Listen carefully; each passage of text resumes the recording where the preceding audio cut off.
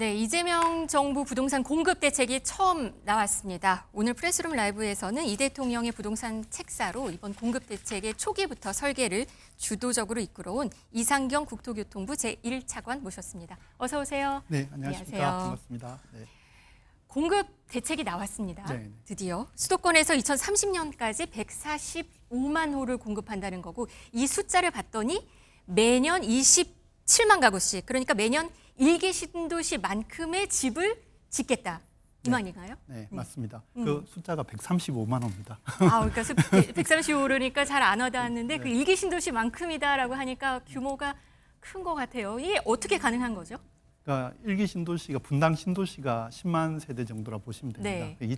27만 세대라는 게 어느 정도인지 감이 오실 것 같고, 그리고 이거를 하기 위해서 저희가 기본적으로 공공의 기능과 역량을 강화하려고 하고 있습니다. 네. 아시다시피 이제 민간의 경우는 경기나 사업성 등에 따라서 이제 공급이 좀 예측이 쉽지가 않습니다. 지금 또 굉장히 공급이 줄어 있는 상태고, 그래서 이 부분을 타개하려고 저희가 공공분의 역량을 강화해서 이제 공급을 하려고 하고 있고, 네. 또 앞서 말했던 이제 135만 호 그리고 연평균 27만 호는 정확하게 착공 기준입니다. 착공 기준이라는 건 지난 정부에서는 이제 인허가 기준이었는데 인허가 기준은 이제 착공과는 약간 그 실제 거리가 있는 숫자입니다. 그러니까 더 빨리 진짜 만들겠다는 네, 말이시군요. 착공, 그러면, 그러니까 공사를 네. 시작하는 거. 네네. 네. 그러면서 저희가 이번에 장점 있는 게 민주당이 여당으로서 국회 다수당을 점하고 있기 때문에 네. 지난 정부에서 하지 못했던 입법 과정이 훨씬 수월하게 될 거로 기대하고 있습니다. 그럴 경우에 이제 지난 정부에서는 주로 시행령이나 시행규칙 같은 부분을 위주로 했다면 저희는 좀 더 강력한 입법화가 특례법 같은 걸 만들 수 있지 않을까. 그냥 바로바로 시행할 수 있게 네, 예. 하겠다. 네. 법을 만들면 네, 네. 제도가 바로 정착될 수 있게 움직이겠다. 네, 예. 이러신 거군요. 이번 말씀하신 대로 이번 대책을 보면 LH, 그러니까 한국토지주택공사 등장을 해요. 그러니까 네. 직접 시행을 하겠다는 게 눈길을 끄는데 네, 네. 그러면 건설사에 땅을 파는 것만 하지 않고 직접 시행하겠다. 이거는 어떤 의미가 있는 건가요? 그러니까 LH가 직접 시행한다라는 것은 우리가 아파트를 시행을 한다는 이야기입니다. 그 말의 의미는 그동안 이제 LH가 주택 용지를 만들어서 그 용지를 시행사에게 팔게 되면 시행사가 이제 시공을 담당하는 구조로 네. 돼 있었는데 그 부분을 LH가 시행사에게 용지를 팔지 않고 직접 시공을 이제 담당을 하게 된다는 겁니다. 시행을 담당하게 된다는 겁니다. 그 경우 이제 LH는 도급형 민간 참여 방식이라는 사업 방식을 쓰게 되는데 이 방식은 이제 그 시공에 참여하는 시공사가 공사비를 먼저 조달하고 이후에 이제 LH가 분양을 해서 대금이 들어오거나 임대료가 들어오게 되면 그걸로 후정산하는 방식입니다. 그래서 생각보다 LH가 많은 이제 뭐 자금을 투입할 필요는 없는 방식이라 볼 수 있습니다. 자금도 많이, 그러니까 어차피 건설사가 네, 예. 공사를 하니까. 네, 공사 말이군요. 후에 자기가 돈을 들여서 공사하고 그 이후에 LH가 분양이 되면 그걸로 후정산하는 그런 개념입니다. 네. 그러면 장점은 뭐예요? LH가 직접 해서 장점. LH가 직접 시행을 하게 되면 무엇보다도 앞서 말했듯이 속도를 적게 할 빠르게. 수가 있습니다. 그리고 네. 그 계획했던 속도만큼 맞출 수가 있고 또 분양 가격도 분양가 상한제 있지만은 공공이 할 경우는 일반적으로 분양가가 민간 분양가 상한제보다 약간 낮게 책정될 수 있습니다. 가격도 내려갈 수 예, 있고 뭐, 빨리 되고 예, 그 예, 두 가지군요. 예, 그 장점이 있습니다. 그런데 소비자들 사실 LH 주택 그렇게 좋아하진 않거든요. 사실 민간 건설사 아파트를 사실 더 좋아하고 사실 지난번에 하자도 있었었고 네, 네. 그래서 좀 걱정되는 부분도 있는데 그걸 어떻게 해결하실 계획이세요? 그러니까 그 도급형 민간 참여 아파트 자체가 말 그대로 이제 시공사가 건설회사가 됩니다. 그 경우 이제 아파트 설계를 하고 또 브랜드를 사용을 할 수 있게 됩니다. 그러니까 민간 건설사가 브랜드를 쓴다. 예, 예. 그러니까 LH 아파트가 아니고. 예, 맞습니다. 그래서 네. 입주자들은 그 아파트가 LH 아파트라는 걸 거의 모르게 되기 때문에 네. 실제로 이제 민간이 시공한 아파트, 시행한 아파트와 같은 이제 그 느낌으로 다가올 수 있고, 그리고 LH가 그 이후에 굉장히 내용적으로 이제 품질 관리에 힘쓰고 있습니다. 그래서 예전에 예, 이후로요. 그- 하자 사건 이후로.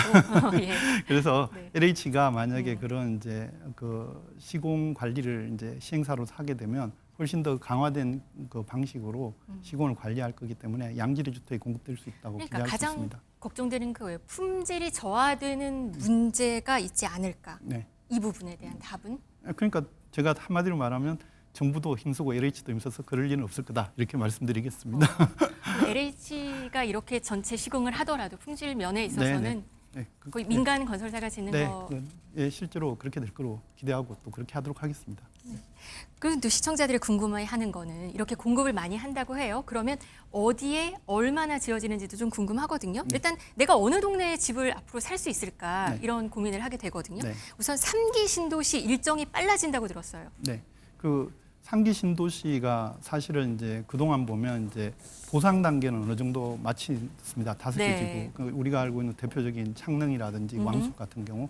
근데 이제 그동안 지난 정부에서는 보상도 제대로 되지 않았기 때문에 사실 착공한 단지가 이제 계양 정도밖에 없었는데 이번에 거의 보상이 완료되었기 때문에 5개 지구에서도 거의 물량이 나올 거로 기대하고 있고, 그리고 광명시형 같은 경우도 원래 31년 이후에 착공할 거로 돼 있었는데 저희가 좀 일정을 당기면 30년 정도는 가능하지 않을까 그렇게 보고 있습니다. 그러면 2년씩 정도 네, 빨라지는 2년 정도 거예요? 당겨지고 그거는 이제 방식은 지구 지정하고 지구계획 승인 절차를 통합한다든지 아니면 이제 용지 보상 방식을 좀 더 빠르게 할 수 있는 방법으로 바꾼다든지 뭐 그런 식으로 해서 당길 수 있다고 저는 보고 있습니다. 또 하나 그 대책 나온 것 중에 보니까 도심의 유휴 부지, 네. 그다음에 노후 공공청사 활용, 이게 사실 눈에 띄어요. 네. 서울이고 도심이고 그리고 사람들의 관심이 높거든요. 네. 이거는 지금 어떻게 되는 건가요? 서울의 도심 유휴부지라고 사실 아시는 분이 많은데 이번에 핵심 부지 중에 하나가 그 임대주택입니다. 공공임대주택, 노후 공공임대주택인데 네. 이게 아시겠지만 강남 같은 경우는 수서지구에 3,000세대 정도가 있고 강서에 또 아시지만 가양동에 이제 또 3,000세대 이상이 있습니다. 그러니까 지금 말씀하신 건 노후 임대주택을 재건축하는 거예요. 네, 그 부분도 있고 네. 앞서 앵커께서 말씀하신 네.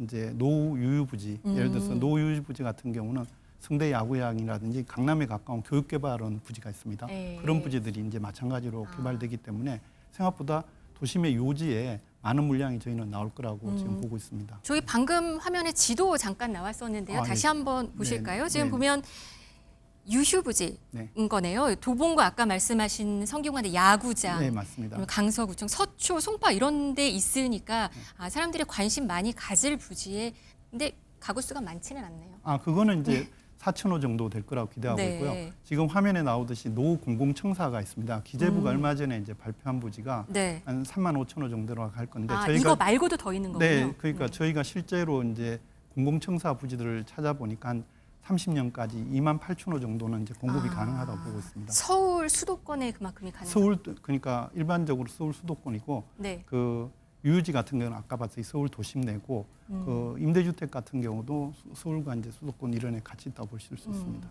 네. 아까 방금 살짝 말씀해 주셨는데 노후 임대주택 재건축 말씀하셨잖아요. 이거는 아까 수서 말씀하셨는데 네. 그러면 수서에 있는 오래된 임대주택을 재건축을 해서 네. 고밀 떨어지겠다. 네, 맞습니다. 용적률을 이제 최대 500%까지도 가능하다고 보고 있지만 네. 그거는 이제 서울시 도시계획에 따라서 또 변동성이 있다 보고 네. 그 기존에 있던 임대주택 물량에다가 추가로 임대도 하고 그리고 분양도 가능하면 해서 일종의 소셜 믹스 단지 형태가 되지 않을까. 그렇게 그러면 보고 지금 있습니다. 나오는 이 지도에 있는 곳들이겠네요. 예를 들면. 예, 수서나 그러면 가양 뭐. 네. 그러면 여기 있는 기존에 있는 임대주택을 다시 재건축을 해서 네. 더 높이 짓고 더 많이 짓고 거기에 분양 아파트랑 임대 아파트를 좀 같이 짓겠다는 말씀이신 거죠? 그렇게, 소셜 그렇게 믹스 보시면 될 것 같습니다. 얘기하셨으니까. 네. 관심은 많겠네요. 그런데 사실은 이 유휴부지나 노후청사 같은 경우는 과거에도 얘기는 좀 있었어요. 그런데 이게 잘 안 됐던 이유가 있었거든요. 이번엔 잘 될 것인가? 네, 과거에 저희가 찾아보니까 잘 안 됐던 가장 큰 이유가 네. 이 공공청사 같은 경우는 그 이제 그 공공기관이 소유주가 돼 있습니다. 그럴 경우 공공기관의 어떤 사업 방식에 따라서 사업을 진행하려고 하다 보니까 네. 필요나 이런 것들이 다르고 그러다 보니까 일정대로 잘 안 됐던 그런 측면이 많았습니다. 그런데 이번에 앞서 말했듯이 저희가 노후청사 특별법을 만들려고 하고 있습니다. 노후청사 특별법이요? 예, 노후청사를 정비하는 특별법을 만들려고 하고 있는데 이 법이 되면 그 기본적으로 이제 LH나 캔코 같은 경우가 사업을 주도하면서 이제 공공기관들을 효과적으로 이제 그 협의도 할 수 있고 그렇게 하면 훨씬 더 아마 작업이 순조롭게 될 거로 그렇게 기대하고 있습니다. 네, 공급 시그널을 확실히 줬다라는 분석들이 많아요. 근데 네. 또 서울 강남 같은 이런 곳에 대한 거는 건드리지 못했다. 그거 어떻게 되는 거냐. 이러다 지금 집값이 오르는 주범이 그 일부 지역이었는데 또 다시 어떤 문제가 생기는 거 아니냐 하고 또 의심, 또 우려 섞인 목소리도 또 나오거든요. 앞서 말씀드렸듯이 강남 근처에 있는 수서라든지 교육개발원 같은 부지 뭐 이런 부지들이 사실은 강남에도 공급되고 있고 공급될 네. 예정이고 그리고 저희가 도심 공공 도심 복합 사업이라고 해서 문정부 때 만들었던 사업을 이번에 그 용적률을 1.4배까지 준다든지 하는 방식 1.4배요? 예, 그런 방식으로 해서 네, 도심에요? 예, 네. 그 대부분 강북이라든지 한강벨트 바깥쪽에도 있고 한강벨트에도 있는데 이런 네. 사업들에게 공공이 주도하는 인센티브를 줘서 신속하게 이제 사업을 추진하려고 하고 있습니다. 그 경우- 말은 용적률을 더 높이 네, 많이 줘서 다른 맞습니다. 또 뭘 만드신다는 예, 예를 들어서 네. 이제 기존의 사업이 잘 안 됐었는데 네. 저층주거지 같은 경우 그 경우도 이제 용적률을 약 한 1.4배까지 할 수 있도록 허용을 해주면 이제 많이 사업성이 좋아질 거고 그 경우 이제 많이 공급될 거로 보고 있습니다. 그래서 저희가 이제 제가 잠깐 그 설명을 드린 이유가 앞서 말씀하셨듯이 주로 강남이라든지 이런 지역에서의 주택 수요 부분이 강하게 작동하고 있고 그게 이제 집값을 이제 올려서 주변에 네. 이제 한강벨트로 퍼졌다고 많이 보고 있는데 저희가 이제 강남 집값은 앞서 말했듯이 이제 노후 공공임대주택 재건축 등을 통해서 일정 정도 공급을 하고 그 주변 지역에 대해서는 공공 정비 사업이나 또 이런 그 공공이 중심이 된 도심 복합 개발 사업 등을 통해서 대량의 이제 정비 사업 물량을 공급할 겁니다. 그러고 이제 상기 신도시가 아시다시피 서울 인근에 인접해 있지 네네, 않습니까? 네. 그렇게 되면 이제 그 가격대가 충분히 이제 한강벨트 바깥쪽 지역에 거의 비슷한 가격대를 저희가 컨트롤할 수 있다고 보고 있습니다. 그래서 이제 네. 밖으로 확산되는 건 막지 않을까 그렇게 보고 있습니다. 재개발 재건축은 어떻게 되는 거죠? 좀 빨리 해주나요? 지금 예. 전 정부 정책과 맞물려서 어떻게 될까 걱정하시는 분도 있거든요. 그 정비 사업은 당연히 이제 그 승인 속도를 빠르게 하기 위해서 저희가 각종 이제 승인 절차와 관리 처분 계획에서 관계된 절차를 좀 당겨주려고 하고 있습니다.